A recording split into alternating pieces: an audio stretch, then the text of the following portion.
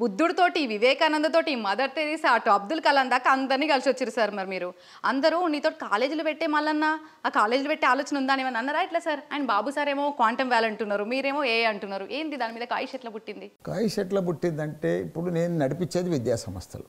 మన దగ్గర 70 సంవత్సరాలు 77 సంవత్సరాలు అయింది మనకు స్వాతంత్రం వచ్చి. ఇక్కడ మార్పే లేదు. యాడేసిన గొంగడ అన్నీ ఉంది. డ్రైవర్ లేని కార్లు నడుస్తున్నాయి ప్రపంచంలో. రోబోలన్నీ హోటళ్ళన్నీ ఊడుస్తున్నాయి, తుడుస్తున్నాయి. మన దగ్గర కాఫీ టీలు సప్లై చేస్తున్నాయి. మన దగ్గర ఏ అంటే కూడా 10% ఎవరికి తెలియదు.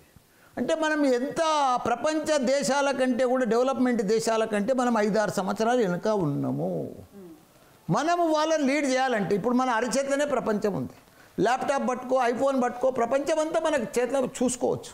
అంత ఫెసిలిటీస్ ఉన్నప్పుడు మన యువతను ఎందుకు తయారు చేయొద్దు అని నేను వాళ్ళతో అందరితో ఏఐలకు పోయి నేనే ఒక ఏఐ తయారయ్యి వాళ్ళందరితో ఆశీర్వాదం తీసుకొని వచ్చి మనము 5 ఏళ్ల ముందు ఎట్లా తయారు చేయాలనో పిల్లల్ని ఇప్పుడు అదే చెప్పి ఆ కాన్సెప్ట్ తోటి నా తన 50,000 మంది స్టూడెంట్స్ ఉన్నారు.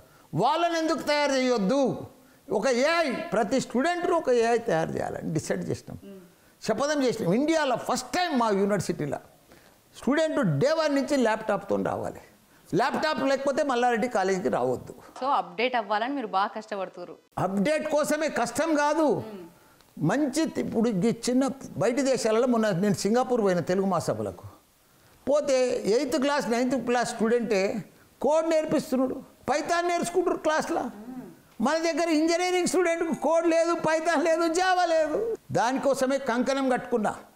ఏఐ తయారైనా డే 1 నుంచి Python, code, Java, data science చెప్పి 1 మంత్లో ఇప్పుడు 35 డేస్ అయింది నా తన ఫస్ట్ ఇయర్ పిల్లలు అన్నీ సూపర్గా అన్నీ పర్ఫెక్ట్ నేర్చుకుంటున్నారు.